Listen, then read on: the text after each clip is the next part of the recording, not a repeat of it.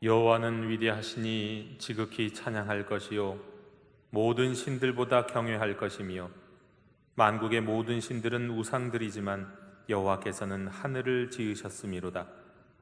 존귀와 위엄이 그의 앞에 있으며 능력과 아름다움이 그의 성소에 있도다.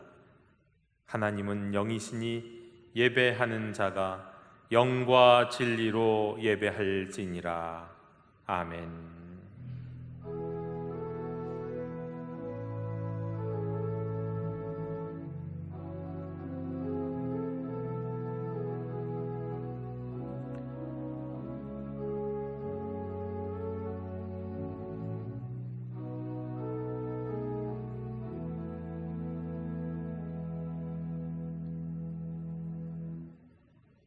에베네셀의 하나님, 오늘 여기까지 우리를 인도하여 주신 은혜를 감사드립니다. 하나님께서는 매일 매순간 우리와 함께 하셨고 우리의 연약한 손을 잡아 주셨으며 우리의 발이 실족할 때 일으켜 주셨습니다. 오늘은 그 크신 은혜를 감사하며 주일 예배를 드립니다. 거룩하신 하나님께서 친히 예배하는 모든 자리에 임재하여 주옵시고 저희들이 드리는 찬송과 기도와 예물을 기쁘게 받아 주시옵소서. 주님을 앙망하며 은혜를 사모하는 모든 자녀들을 기억하여 주옵시고 하늘의 신령한 은사들로 채워 주시옵소서. 어제나 오늘이 영원토록 변함이 없으신 예수님의 이름으로 기원하옵나이다. 아멘. 다 함께 자리에서 일어나셔서 하나님 앞에 찬양하며 나아가시겠습니다.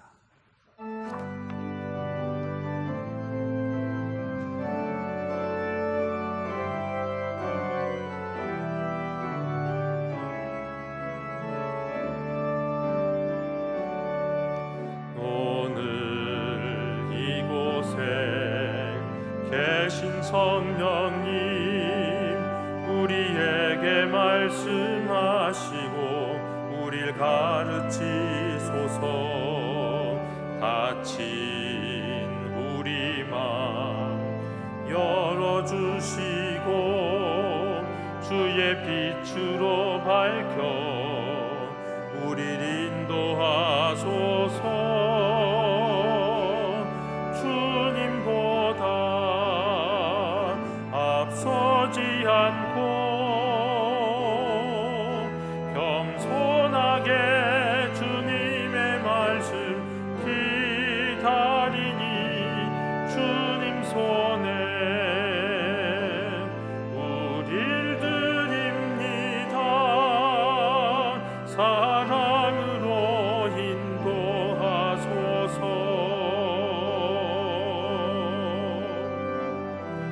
창조하신 모습 떠난 우리를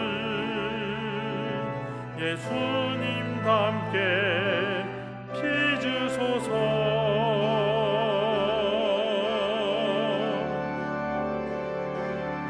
주님보다 앞서지 않고 겸손하게 주님의 말씀 기다리니 주님 손에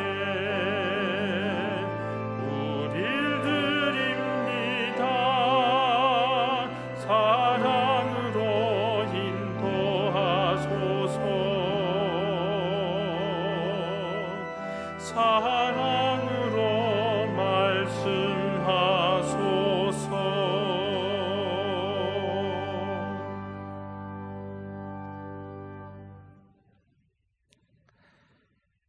자비하신 하나님, 죄인을 용서하시기 위해 독생자를 보내신 아버지의 사랑과 십자가를 지신 예수님의 사랑을 의지하며 이 시간 고백합니다. 하나님께서는 마음에 통유하는 자를 멸시하지 않으신다 하셨으니 회개하는 우리를 긍휼히 여겨 주시옵소서. 저희들은 지난 한 주간도 주님께서 베푸신 은혜를 잊어버리고 구별된 하나님의 자녀로서 합당하지 못한 삶을 살았습니다. 곧 모든 불의와 추악과 탐욕과 시기와 살인, 분쟁을 마음에 품었으며 행동으로는 능욕하는 자요, 교만한 자요, 자랑하는 자요, 악을 도모하는 자요, 부모를 거역하는 우매한 자로 살았습니다. 이 같은 일을 행하는 자는 사형에 해당한다고 하신 주님의 말씀을 알고 있으면서도 완악한 저희들의 마음은 죄악의 자리를 떠나기 싫어했습니다. 주여, 이 모든 죄와 허물을 용서해 주시옵소서. 긍휼을 베풀어 주시옵소서.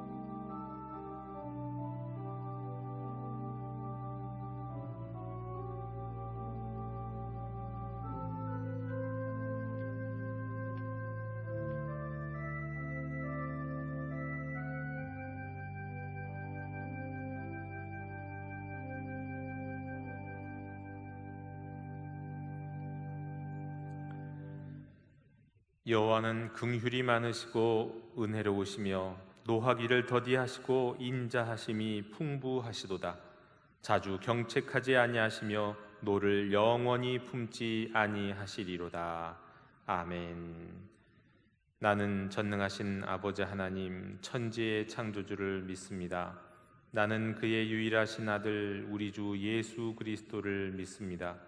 그는 성령으로 잉태되어 동정녀 마리아에게서 나시고 본디오 빌라도에게 고난을 받아 십자가에 못 박혀 죽으시고 장사된 지 사흘 만에 죽은 자 가운데서 다시 살아나셨으며 하늘에 오르시어 전능하신 아버지 하나님 우편에 앉아 계시다가 거기로부터 살아있는 자와 죽은 자를 심판하러 오십니다.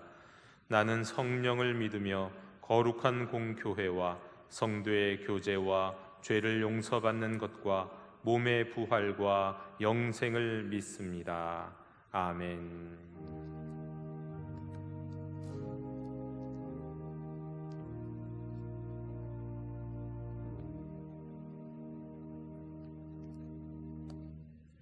다 함께 자리에 앉으셔서 성시교독 69번을 교독하시겠습니다.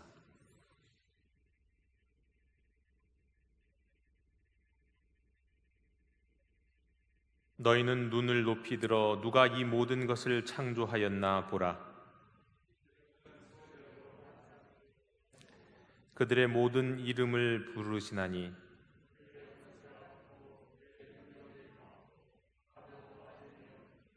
야곱아 어찌하여 내가 말하며 이스라엘아 내가 이르기를 내 길은 여호와께 숨겨졌으며 너는 알지 못하였느냐 듣지 못하였느냐 영원하신 하나님 여호와 땅끝까지 창조하신 이는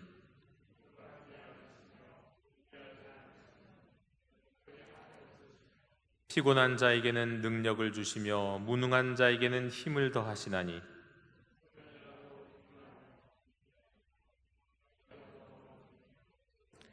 오직 여호와를 앙망하는 자는 새 힘을 얻으리니 다른 박질하여도 곤비하지 아니하겠고 걸어가도 피곤하지 아니하리로다. 아멘.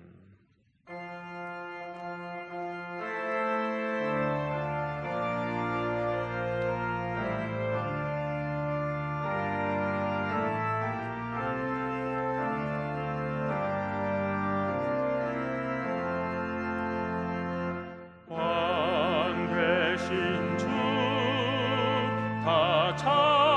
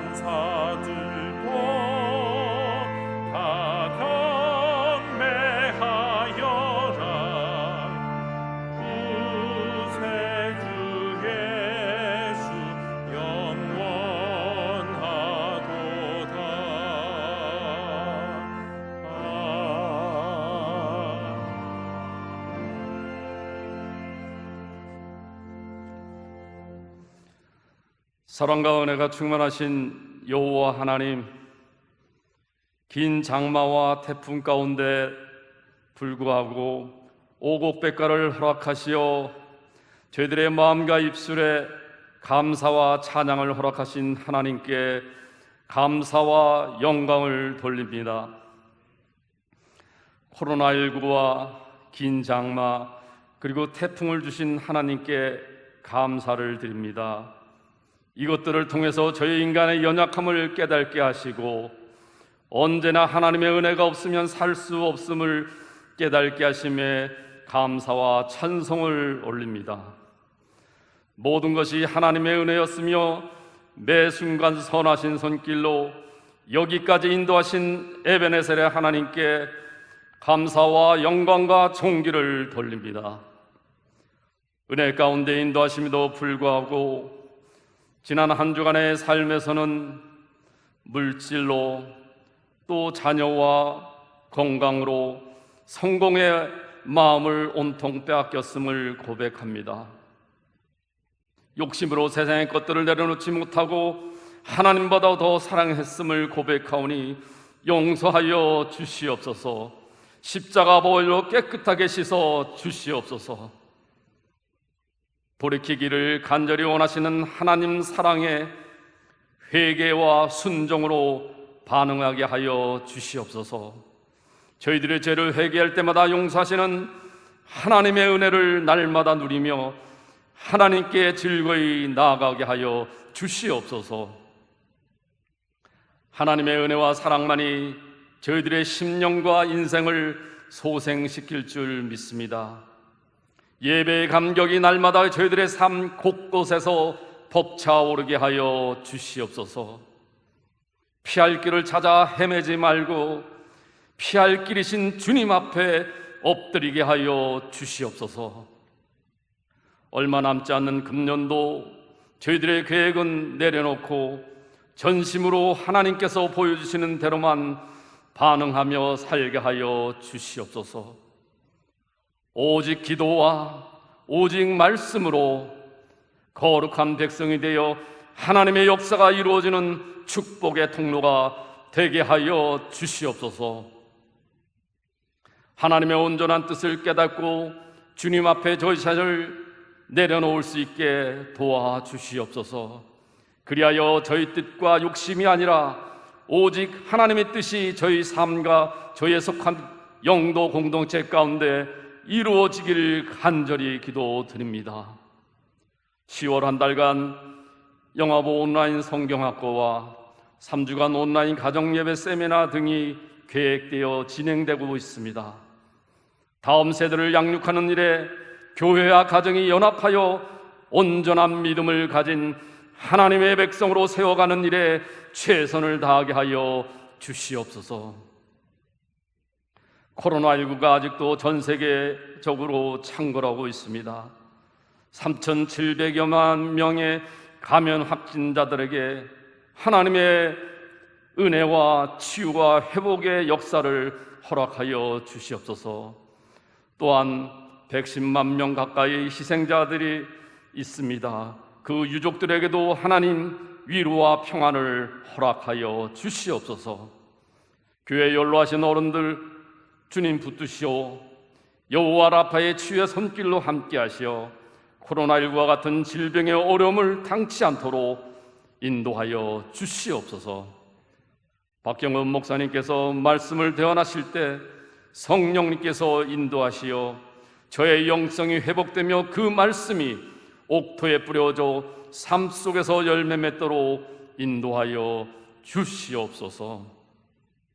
예배를 위해 이중창으로 찬양을 올리는 입술과 보이지 않는 곳에 수고하는 예배위원들과 봉사위원들에게도 성령께서 큰 은혜와 복을 내려 주시옵소서. 악한 정이 틈타지 못하도록 성령께서 인도해 주시기를 간절히 소망하며 우리 주 예수 그리스도 이름으로 기도드립니다. 아멘.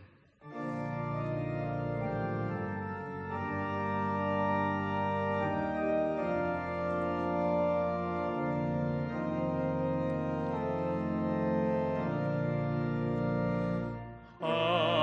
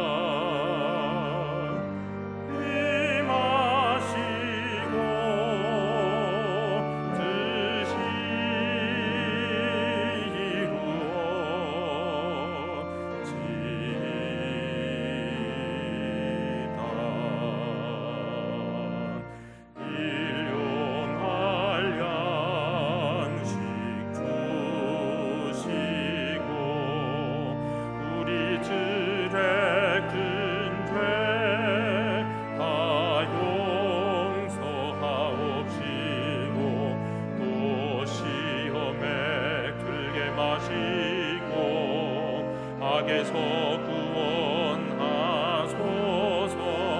대개 주의 나라 주의 권세 주의 영광 영원히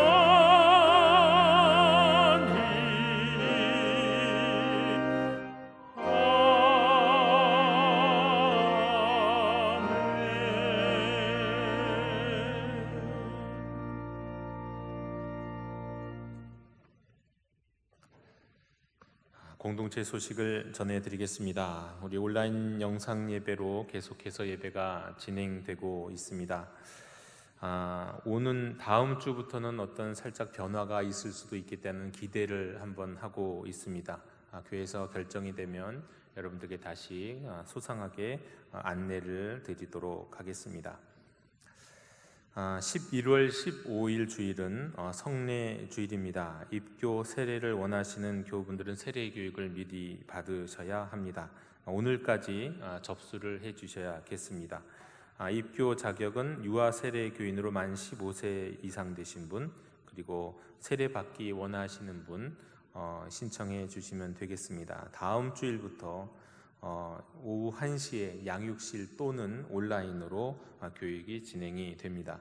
11월 14일에 당회 면접이 있고 11월 15일 예배당에서 세례 입교식이 진행될 예정입니다. 온라인 소그룹 나눔 수요일마다 계속 진행 중에 있습니다. 우리 교구 목사님에게 신청해 주시기 바랍니다. 온라인 성경학교가 영화부 성경학교가 지난주부터 진행되고 있습니다. 기도해 주시기를 부탁드립니다.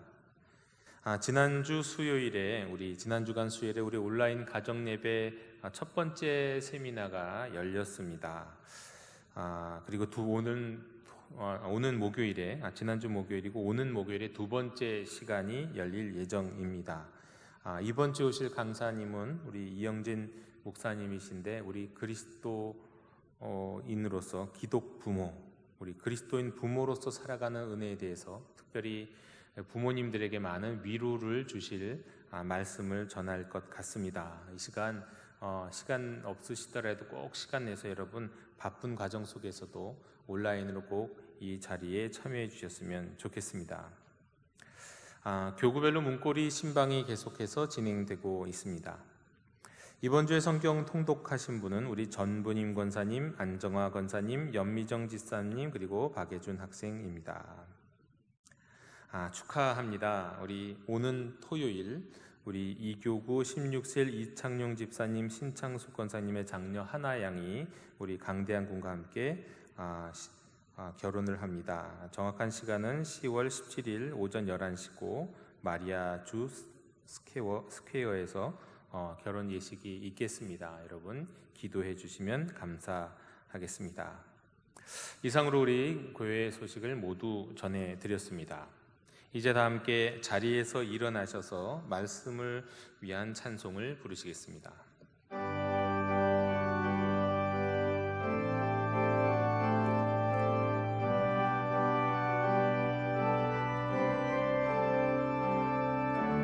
말씀하소서 여호와여, 온 맘 다하여 듣겠나이다. 성령 하나님이여 평화 내려 주소서. 듣겠나이다.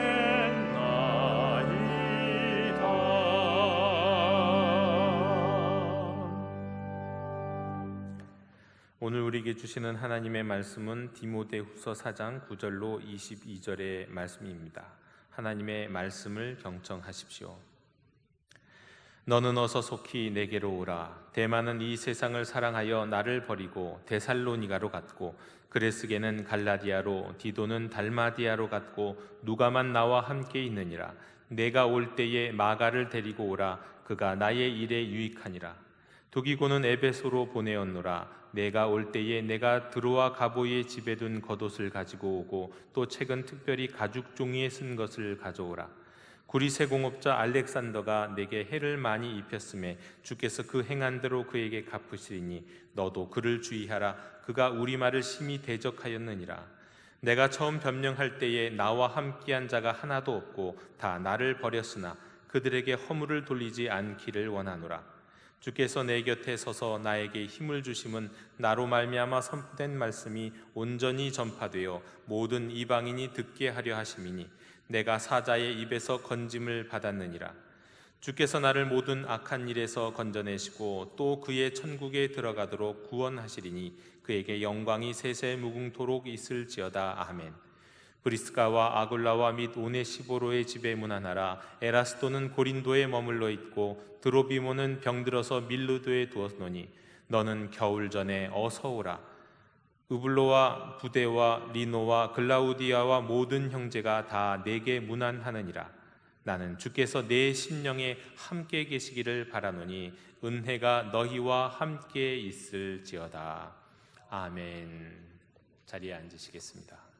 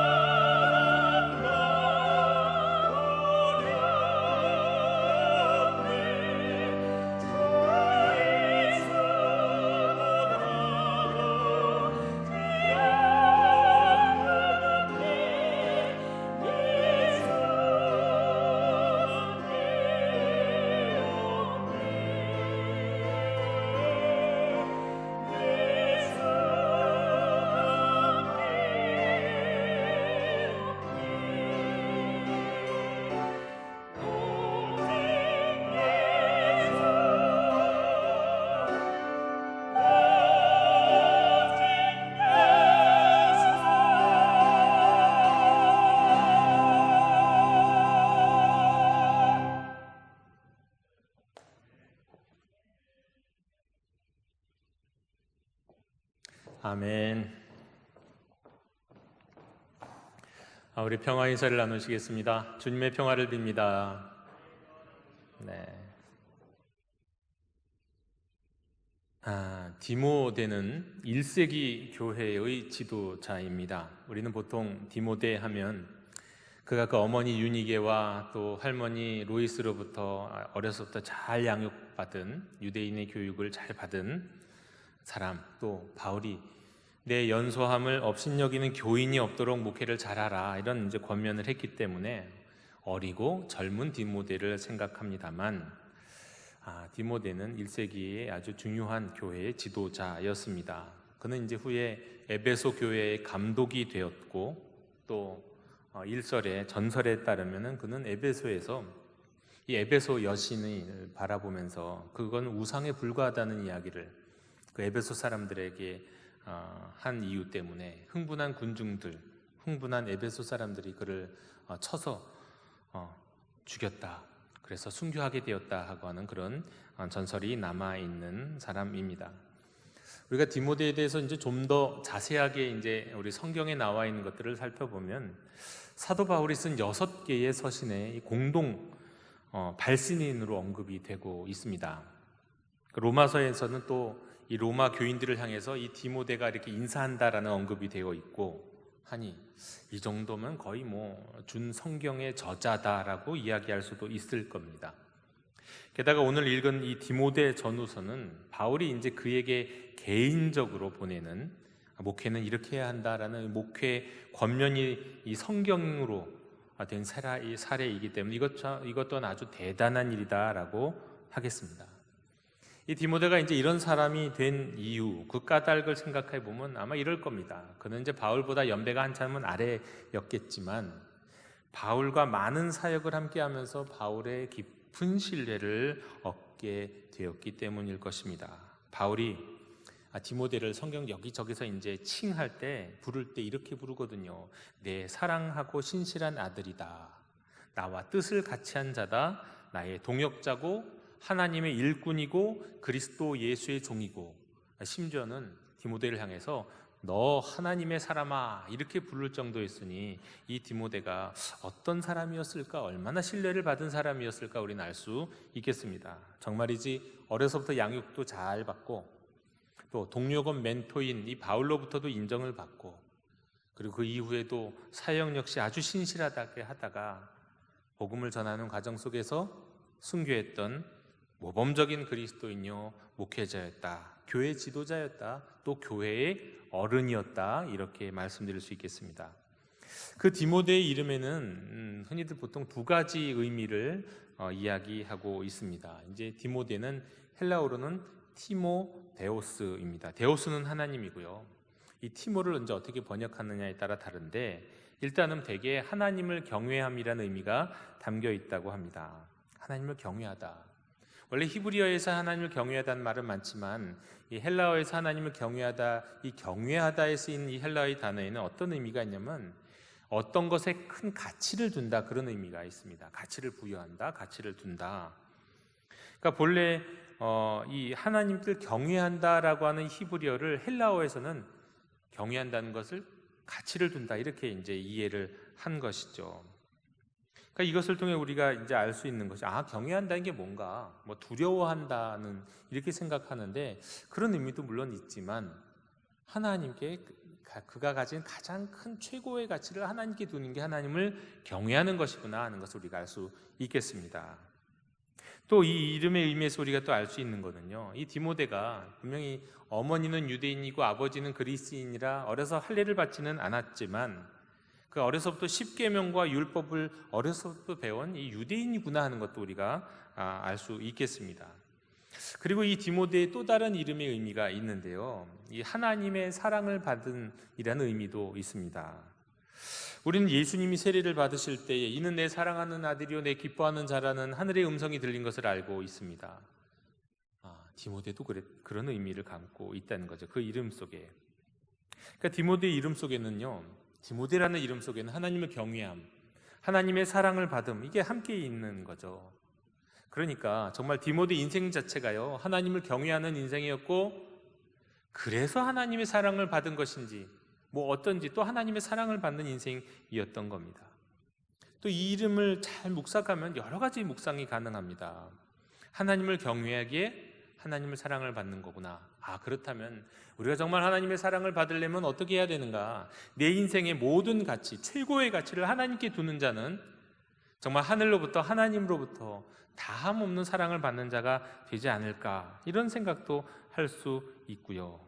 또 디모데가 그의 인생이 정말 유대인이었다가 그리스도인으로 나중에 개종했으니까 하나님을 경외하는 이 구약에 속한 유대인에서 이제는 하나님의 사랑을 받는 예수님께 속한 사람이 되었구나, 그의 인생의 큰 전환점이 그의 이름에 담겨 있구나, 이렇게 생각할 수도 있겠습니다. 이 디모데는 이름 갖고 참 많은 묵상을 할 수 있다는 거죠. 영도교회 형제자매 여러분, 저는요, 이 디모데의 그 이름의 의미가 우리에게 가르쳐 주는 것과 같이, 또 그 이름의 의미가 그의 인생이 된 것 같이 저와 여러분도 정말 이 디모데와 같은 인생이 되었으면 좋겠습니다. 그거는 하나님을 내 생의 가장 높은 가치로 모시면서 사는 인생이 되는 거고요. 또 돈보다, 명예보다, 성공보다, 내 삶에 있는 그 어떤 것보다 하나님을 내 생의 가장 소중한 분으로 모시는 것입니다. 그리고 뿐만 아니라 디모데처럼 그것 때문이든 아니든지 간에 하나님의 사랑받는 사람으로 살기를 원합니다. 물론 우리는 모두 하나님의 사랑을 받은 사람입니다. 그렇지만 그 사랑 안에서 사는 것과 그 사랑을 누리며 사는 것과 어떻게 보면 하나님이 홀로 외사랑 또는 홀로 사랑하시는 것과는, 짝사랑하시는 것과는 전혀 다른 일이죠. 우리는 하나님이 나를 사랑하신다는 걸 알고 그 사랑을 정말 경험하며 살았던 디모데와 같은 인생을 살 수 있었으면 좋겠습니다. 자, 오늘 설교의 본문으로 이제 넘어가기를 원합니다. 여러분, 오늘 설교의 제목은요, 디모데 후서를 마무리하는 오늘 본문 말씀에처럼 이 사도 바울이 바로 이 디모데에게 겨울이 되기 전에 어서 오라고 요청했던 그 표현에서 인용했습니다. 바울은 디모데에게 추운 겨울날을 아마 날 수 있는 그 두터운 옷과 또 추워질 수 있는, 이제 곧 추워질 수 있는 그 자신의 영혼을 위해서 영적 양식이 될 수 있는 가죽책. 도대체 이 가죽책에 뭐가 있길래요? 아마도 이렇게 추측을 할 수 있을 텐데요, 예수님의 말씀들이 단편적으로 기록된 말씀집이 아닐까 싶습니다. 이 가죽책을 가져오라고 말하는 장면에서 오늘의 말씀의 제목이 이제 시작합니다.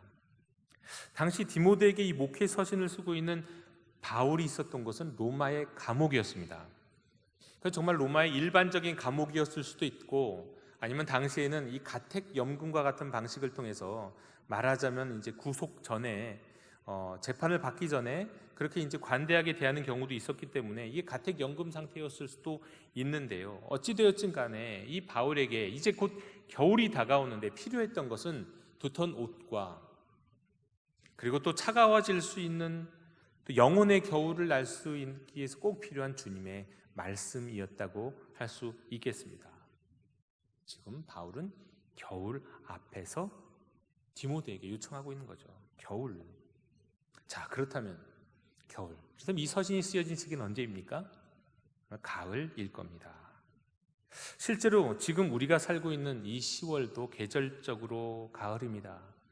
밤이 되고 새벽이 되면 참 춥습니다. 그런데 또 이렇게 말씀하시고 싶은 분이 계실지도 모릅니다. 지금이 계절적으로는 가을이지만 우리가 이미 겪고 지나가고 있는 상황은 겨울과 다름없습니다 라고요. 정말 이렇게 삶이 그렇게 곤고하신 분들, 정말 위기 가운데를 지나고 계신 분들께는 정말 다시 한번 주님의 평화를 빕니다. 하지만 전체적으로 보면, 물론 코로나로 인해서 경직이 되어 있고 침체된 오늘날이지만 아직은 겨울은 아닙니다. 우리는 지금 가을을 지나고 있습니다. 겨울이 오지 않았으면 좋겠지만 여러 가지 면에서 우리가 맞닥뜨리지 않을 수 없는 겨울을 바로 목전에 둔 우리가 지금 가을을 살고 있다고 말씀드리겠습니다. 작년 5월인가요? 인생의 사계절이라고 하는 설교를 하면서 인생의 가을에 우리가 겪어야 할 이 과제를 말씀드린 적이 있었습니다. 오늘은 좀 비슷한 것 같지만 또 다른 말씀을 드리기 원합니다. 지금 우리가 지나고 있는 이 계절적인 가을, 또 어떻게 보면 인생의 가을, 코로나로 인해서 우리 모두가 겪고 있는 이 사회적인 늦가을, 이 모든 것에 영향을 받으면서도 이 모든 것을 어떻게 보면 뚫고 이기고 지나갈 힘이 되는 영적 차원에서 가을이 무엇인가, 그 가을엔 우리가 무엇을 해야 하는가 말씀을 나누길 원합니다. 일단 인생의 가을에서 가장 중요한 과제가 무엇일까요?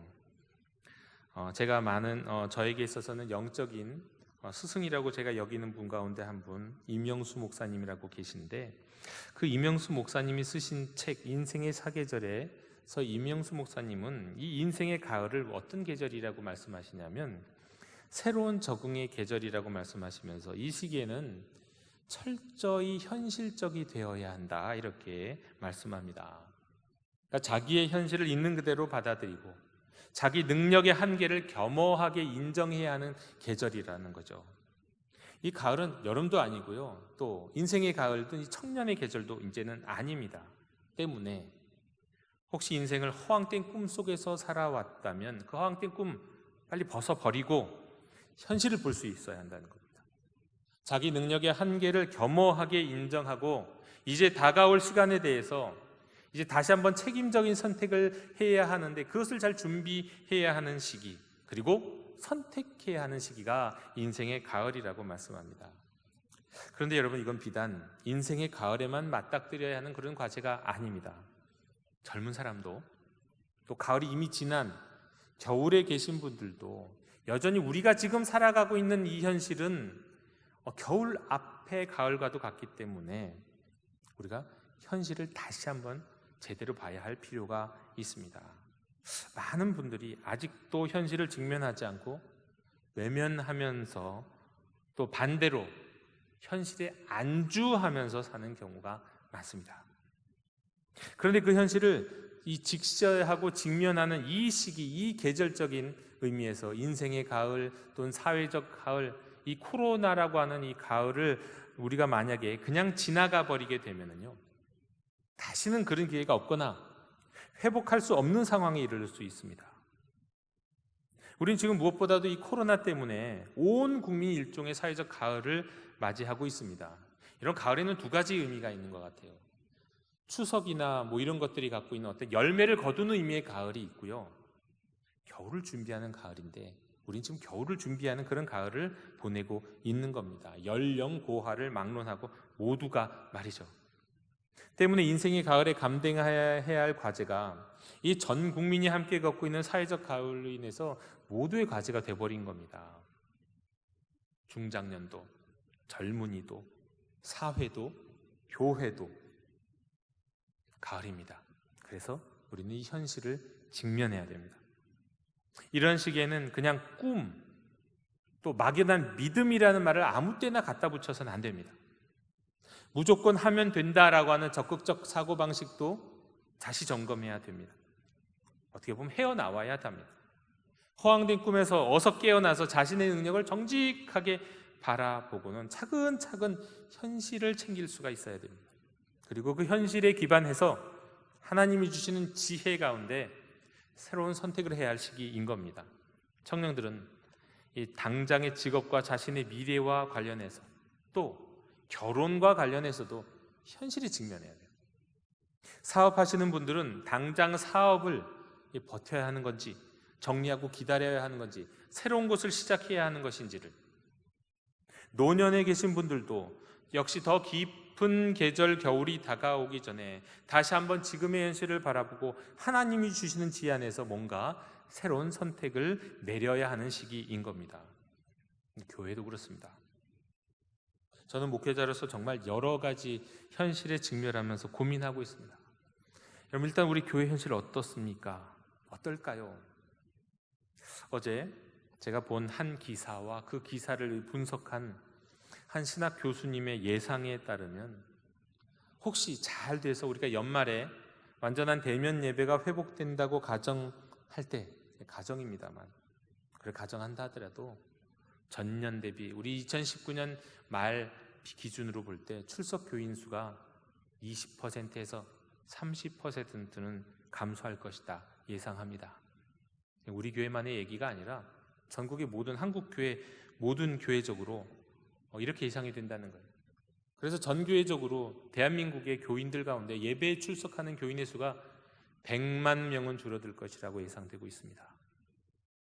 여러분, 이건 어쩔 수 없는 우리 앞에 놓여 있는 현실입니다. 엄연한 엄중한 현실입니다. 이것이 왜 그러느냐? 이 원인이 무엇이냐? 단지 코로나 하나만 갖고 얘기할 수는 없습니다만 이 코로나가 아주 결정적인 것은 분명하죠. 이런 2020년의 가을은 우리가 이런 현실을 외면하지 않고 직면하면서 겨울이 오기 전에 뭔가 책임적인 선택을 해야 할 시점이 된 겁니다.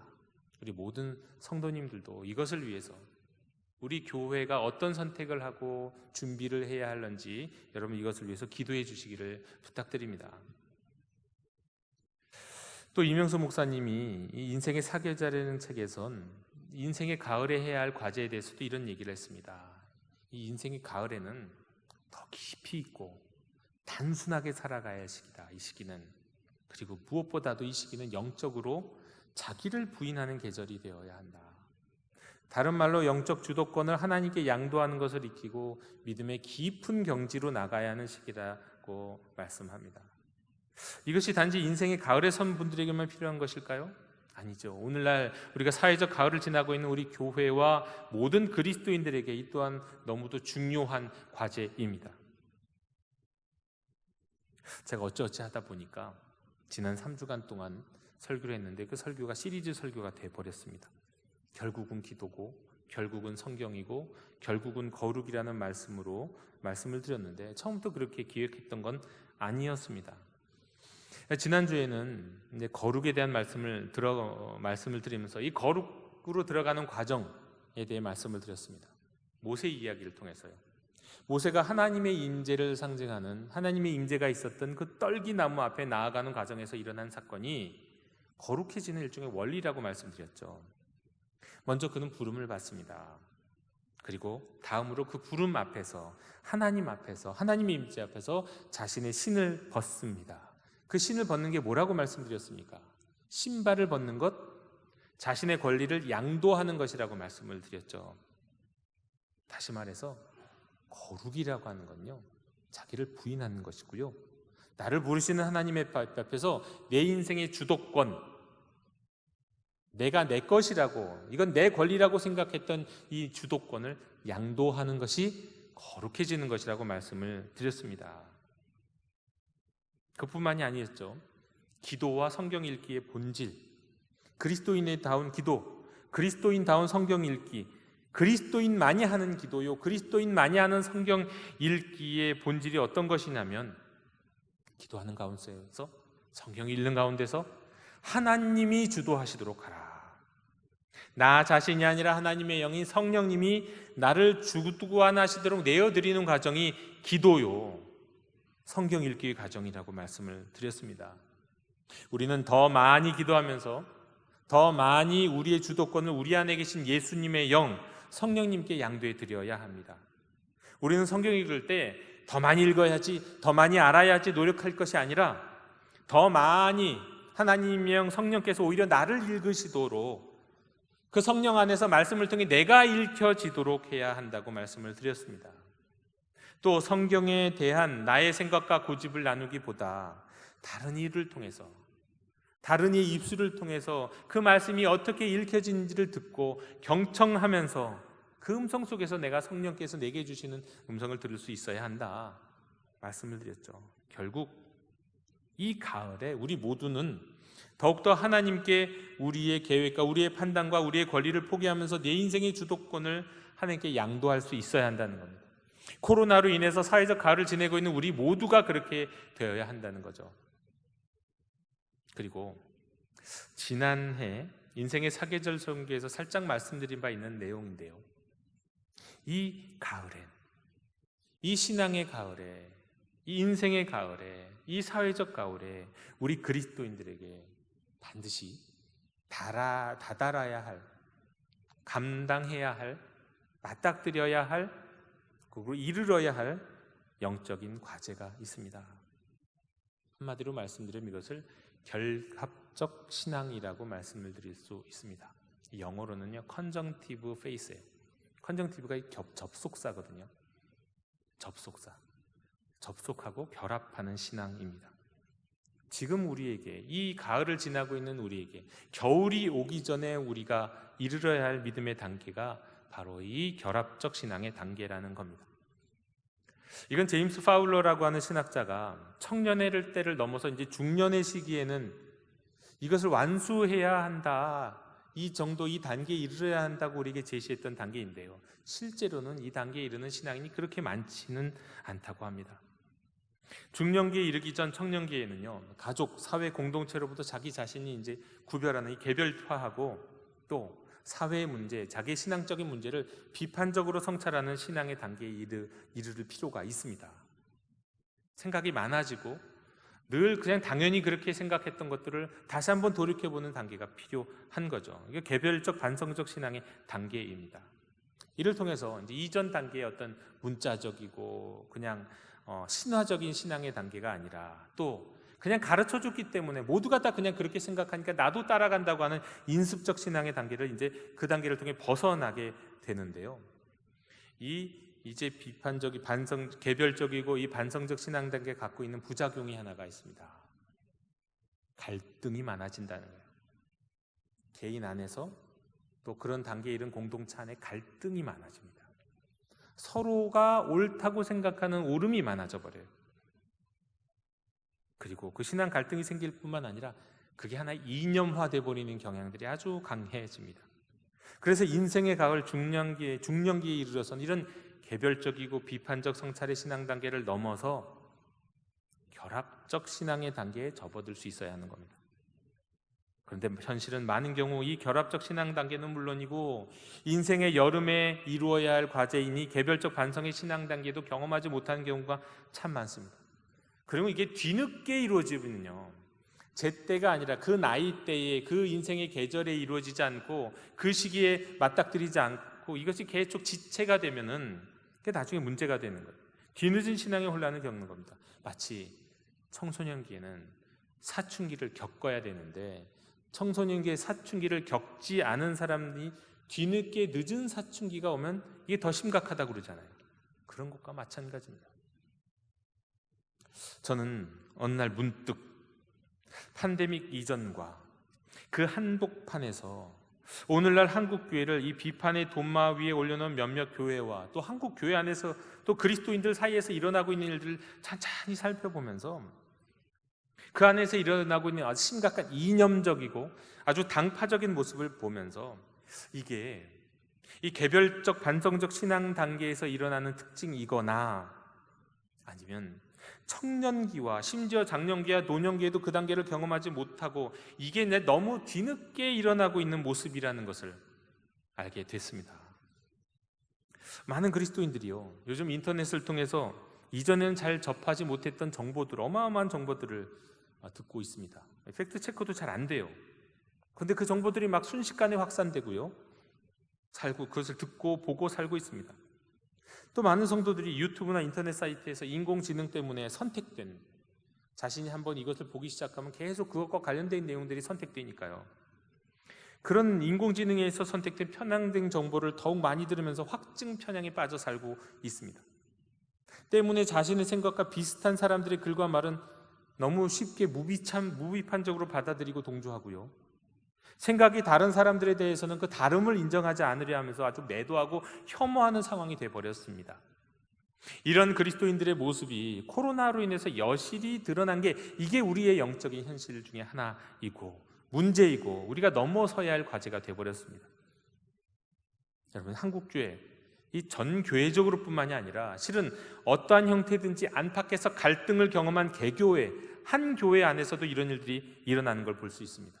어떤 것이 옳다, 그르다 이런 것을 이야기하는 그 과정에서는 그 과정이 필요한 부분이 있지만 이것이 어느 순간 이게 하나 이데올로기가 돼갖고 증명이 되지도 않은 것들조차 확증 편향으로 인해서 확신을 하고, 자기 자신도, 그러니까 자기 자신과 생각이 다르면 이게 생각이 다른 사람이 아니라 틀린 사람으로 간주해 버립니다. 자신이 틀릴 수 있다는 건 생각하지 않고, 나도 맞지만 저 사람도 맞을 수 있다는 것도 생각하지 않고, 나도 틀릴 수 있고 저 사람도 틀릴 수 있다, 이런 것도 고려할 필요가 있는데, 어떻게든 자신의 생각을 더욱 강화시키려고, 공교하게 하려고 하다가 개인적 차원에서나 공동체 차원에서 갈등이 증가하고 공동체가 상처가 더 일어나는 일들이 지금도 한 교회 안에서 여러 교회들 안에서 일어나고 있는 일입니다. 물론 개별적 반성적 신앙에 이르러서가 아니라 그 이전의 신앙 단계에서도 이런 모습은 있습니다. 그런데 전반적으로 보니까 우리 그리스도인들과 교회의 모습들이 이제는 이 개별적인 반성적인 단계, 비판적인 성찰을 하는 단계 수준의 신앙에는 이르렀는데, 그 신앙에 이르는 그 한계를 그대로 보여주고 있다는 거예요. 옳다 그르다의 문제는 이단을 대처하는 지점에서 아주 중요합니다. 그리고 어떤 문제를 분명히 하는 시점에서는 잠시 중요합니다. 그러나 그것이 우리 교회 안에서 중요한 이슈가 계속 되어서는 안 된다는 거예요. 공동체 안에서는 그것보다 더 중요한 것들이 많다는 겁니다. 이거 마치 뭐하고 비슷하냐면요, 엄마 아빠에게 이건 옳고 그르다는 것을 따지는 사춘기 청소년 또는 청년기의 신앙에 계속해서 머무는 것과 비슷한 겁니다. 때문에 이렇든 저렇든 간에 우리에게 하나님이 주신, 어떻게 보면 허락하신 이 인생의 가을, 사회적 가을을 지나고 있는 우리 한국 교회와 그리스도인들에게 있어서 지금 절실히 필요한 과제가 있다면 그것은 결합적 신앙의 단계로 나아가는 것입니다. 성숙해지는 거예요. 정말 더 심각한 겨울이 오기 전에 말이죠, 회복 탄력의 범위를 완전히 벗어나기 전에 말입니다. 한국 교회와 그리스도인에게서 가장 심각한 문제는 저는 바로 이거라고 생각해요. 저는 코로나보다 더 심각한 문제가 이 문제라고 생각합니다. 왜냐하면 이런 신앙적 태도가요, 한계가 있는데 자꾸 진리를 파편화시켜요. 그리고 우리 믿음의 근본인 사랑과 용서로 나가지 못하게 만들거든요. 제가 자주 쓰는 예로 차원의 예를 종종 들지 않습니까? 1차원, 선이죠. 선에선 두 존재가 있다고 한번 가상해 보십시오. 두 지점을 딱 찍어 보면은요, 그 두 지점에서 선에 사는 존재에게는요, 앞하고 뒤밖에 없습니다. 옆도 없고 위아래도 없어요. 앞하고 뒤예요. 앞 아니면 뒤죠. 1차원에서는 그렇습니다. 1차원에서는 저는 그거밖에 못 봐요. 2차원에서는요, 면이죠. 면에 사는 존재는요, 위아래가 없고요, 그냥 앞 좌우만 있습니다. 그리고 그 안에서 모든 걸 판단해요. 위아래를 보지 못하기 때문이죠. 그러나 3차원 공간을 살아가는 존재는 위아래도 있고 좌우도 있어요. 앞과 옆도 뒤도 있고요. 그러면서 그 모든 것들을 두 지점을 판단하는 것이 달라집니다. 여러분, 우리가 1차원에 속한 존재로 살아가고 2차원에 속한 존재로 살아가면은요, 앞뒤만밖에 못 보는 존재가 모든 것을 판단하고요, 기껏해야 위아래도 못 보고 앞뒤와 좌우밖에 못 보는 존재가 그것이 자기가 보는 그것이 옳다고 막 주장합니다. 그러나 하나 더 높은 차원에서 보면 그게 별게 아니고 실은 더 가까운 것일 수도 있어요. 결합될 수 있다는 거죠. 여러분, 인생의 가을에는, 영적인 가을에는 이런 결합적 신앙의 단계로의 성숙이 요청됩니다. 그럼 여러분, 우리가 어떻게 하면 이 결합적 신앙에 다다를 수 있을까요? 여러분, 신앙 성숙은 근본적으로 하나님의 은혜예요. 우리가 뭘 한다고 되는 것 아닙니다만, 인생의 가을, 신앙의 가을, 결합적 신앙에 필요한 과제 역시 제가 앞에서 드렸던 말씀과 동일합니다. 기도할 때, 성경 읽을 때, 일상의 모든 판단과 삶의 선택 속에서 나의 주도권을 더욱 하나님께 맡기는 훈련하는 거예요. 그런 연습을 하는 겁니다. 그런 시도를 하는 거예요. 나의 소견이 아니라, 나의 고집이 아니라, 나의 고정관념이 아니라 오직 깨뜨리고 열어 보이시고 하나 되게 하시는 하나님의 영이 판단할 수 있도록 내 자신을 내어드리는 겁니다. 제임스 파울러가 자신이 언제 이 5단계의 결합적 신앙이라고 하는데, 이 결합적 신앙을 단계로, 정신으로 내가 성경을 읽게 되었는지를 고백했던 내용이 있어서 제가 잠시 읽어드리겠습니다. 신학교에서 나는 언어 연구, 자료 비평, 양식 비평, 본문 비평을 이용한 성경 연구 방법들을 배웠다. 이 모든 방법들은 마틴 루터가 말한 적이 있듯이 호두처럼 그것을 깨트려 열기 위해서 성경 본문 연구를 배울 수 있게 해준 거다. 내가 이냐시오의 영신수련 전통을 통해서 영적 지도를 경험하기 전까지는 5단계, 그러니까 결합적 신앙의 단계의 정신을 보다 깊이 호흡하는 성경 연구 방법을 알지 못했다. 이냐시오의 접근 방법은 나로 하여금 성경 비평적 방식들을 포기하거나 부인하도록 요구하진 않았다. 오히려 그런 학문적 기술들의 한 가지 방법을 더 할 수 있도록 가르쳐 주었다. 그리고 여기가 중요한데요, 나는 그 방법을 통해서 성경 본문의 주도권을 양도하는 방법을 배웠다. 성경 본문의 의미를 내가 읽고 분석하고 발췌하는 대신에 이냐시오의 관상적 기도를 통해서 나는 본문으로 하여금 나를 읽게 하고 그것으로 하여금 나의 욕구미, 내 안에 성령님의 운동을 내 의식에 떠오르게 하는 그런 방법을 배우기 시작했다. 바로 이게 중요한 겁니다. 이냐시오 방법이다, 이게 중요한 게 아니라요, 하나님의 말씀을 읽는 과정 속에서 내가 성경을 읽고 내가 성경을 분석하고 내가 성경을 해석하는 줄 알았지만 아니라 그 과정 속에 오히려 말씀이 나를 읽고 또 그 성경을 읽는 과정에서 성령이 나를 주관하시는 것을, 주관하실 수 있도록 내가 양도하는 것을 배웠다는 거예요. 그러면서 이 결합적 신앙의 단계를 경험할 수 있었다는 겁니다. 결합적 신앙이라는 건 다른 게 아닙니다. 하나님이 나를 주도하시는 신앙이에요. 하나님께 내 관리를 양도하는 신앙이에요.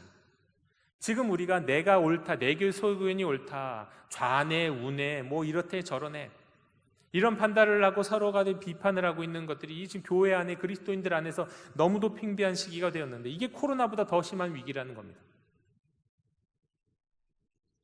하나님께 맡겨드려야 합니다. 하나님께서 주도하시도록 내어드릴 수 있어야 합니다.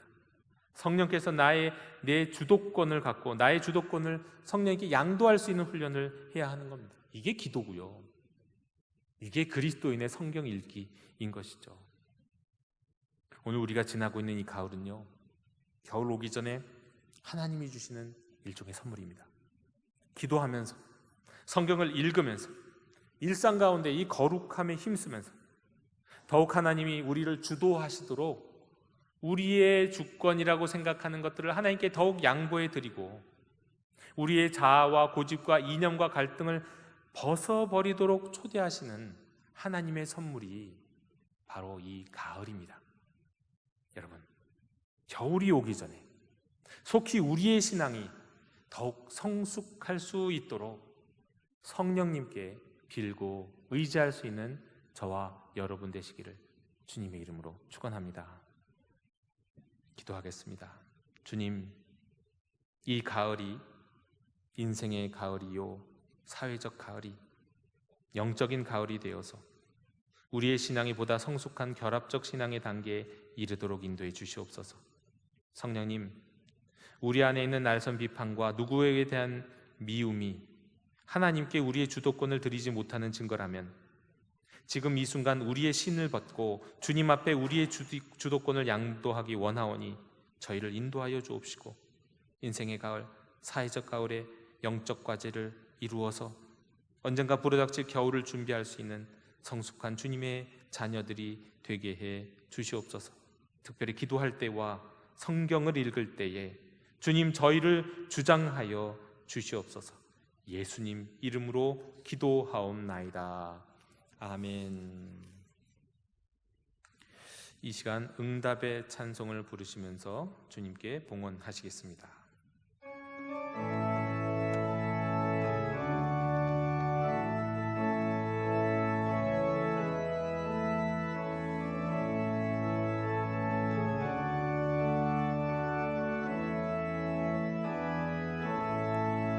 주 안에 기쁨 있네, 주 안에 살자, 주 안에 평안 있네, 주 안에 살자.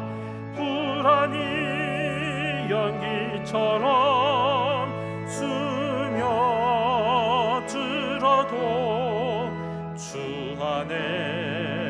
사는 마음 기쁨 넘치네. 주 안에 사랑 있네. 주 안에 살자. 주 안에 소망 있네. 주 안에 살자. 검푸른 성난 파도 밀어 덮쳐도 주 안에 사는 마음 평화 넘치네. 주 안에 영생 있네. 주 안에 살자. 주 안에 천국 있네. 주 안에 살자. 불길이 지옥처럼 솟아올라도 주 안에 사는 마음 생명 넘치네.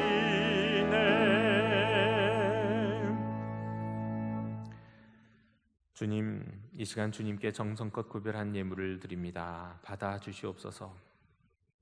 하오나 예물을 드림보다 오직 하나님을 즐거워하며 살아가는 저희들의 삶을 더욱 드리기 원하오니 저희들의 헌신은 더 기쁘게 흠양하여 주시옵소서. 예물을 드리는 모든 손길에게 복을 주시기를 원하옵고, 사정이 여의치 않아서 드리지 못하거나 많이 드리지 못함을 안타까워하는 심령에게도 복을 주시옵소서. 주일 헌금과 10의 1조와 감사 헌금과 선교 헌금 그리고 기타 목적 헌금을 복되게 하사 이 예물이 사용되는 과정과 열매 속에 오직 하나님 영광 받아 주시옵소서. 감사드리며 예수 그리스도 이름으로 봉헌기도 드리옵나이다. 아멘. 다 함께 자리에서 일어나셔서 결단의 찬양을 함께 부르시겠습니다.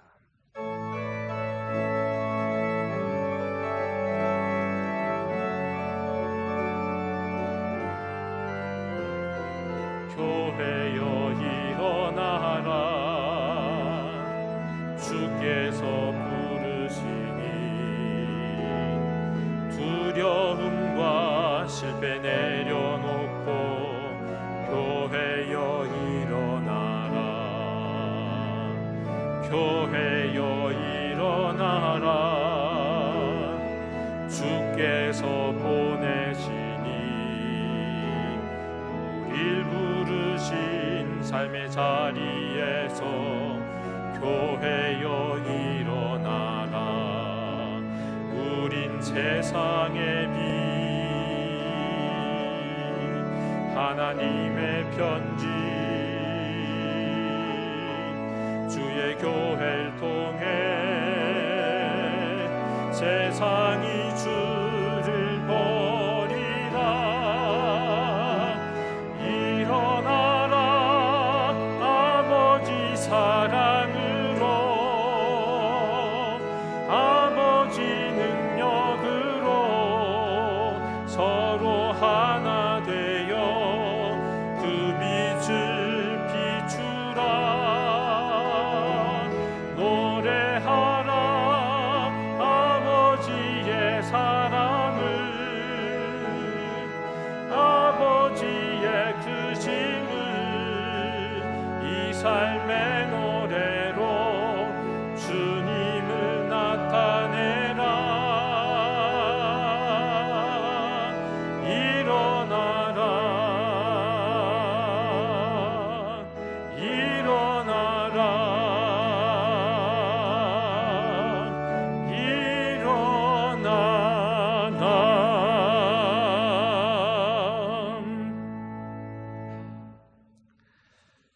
지금은 겟세마네에서 피눈물로 기도하시며 모든 것을 하나님의 뜻에 맡기고 양도하는 모범을 보여주셨던 우리 주 예수 그리스도의 은혜와 어떤 상황에서도 우리를 버리지 아니하시고 포기하지 아니하시는 하나님 아버지의 사랑과 이 가을에 자신의 주도권을 하나님께 양도하고 맡기는 결합적 신앙의 성숙함으로 인도하시는 성령님의 사귐이 영도 공동체와 모든 주님의 자녀와 이 민족 위에 지금부터 영원토록 함께 계시기를 간절히 축원하옵나이다.